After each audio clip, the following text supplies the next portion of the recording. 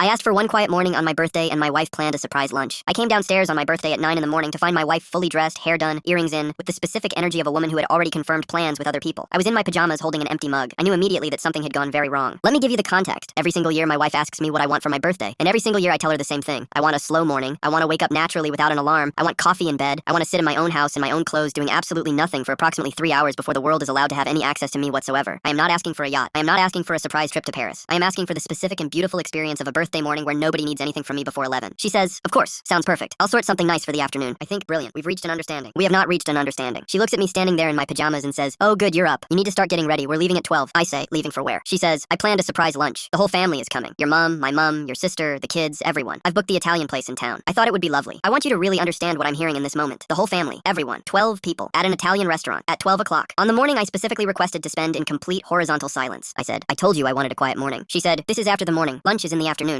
Okay, right. Technically noon is not morning. Technically. In the same way that technically a surprise family lunch of 12 people is not the same as a quiet birthday. Technically. I said, I wanted the whole day to be relaxed. No plans, no people. She said, but everyone wants to celebrate you. I said, I would like to celebrate me by myself in these pajamas until at least 2 o'clock. This was not received well. Here is the thing about surprise birthday plans that nobody asked for. They put you in an impossible position. If you go, you spend your birthday doing something you specifically said you didn't want to do. If you don't go, you're the unreasonable one who ruined his own surprise and made 12 people drive to an Italian restaurant for nothing. I went. Obviously, I went. Because I am a reasonable adult who understands that my wife meant well and my family drove 40 minutes. And the alternative was a level of domestic consequences I was not prepared to manage on my birthday. I sat at that table in clothes I hadn't planned to wear, and I smiled and said thank you and ate the pasta and opened the cards and did everything a grateful birthday person is supposed to do. My mother-in-law said, aren't you lucky to have a wife who organizes all this? I looked at my pasta. I said, absolutely. I got home at 4 o'clock. The house was finally quiet. I changed back into my pajamas. I made coffee. I sat in my chair, and I had approximately 45 minutes of the birthday morning I had requested before my wife came in and asked if I'd had a nice day. I said, lovely, thank you. She said, I knew you'd enjoy it, really. I looked at my coffee. I thought about the alarm I hadn't set, the slow morning that lasted until 9, the 45 minutes of pajama silence at 4 in the afternoon. I didn't say anything. Some arguments aren't worth having on your birthday. Next year I'm telling her I want a surprise party, just to see what happens.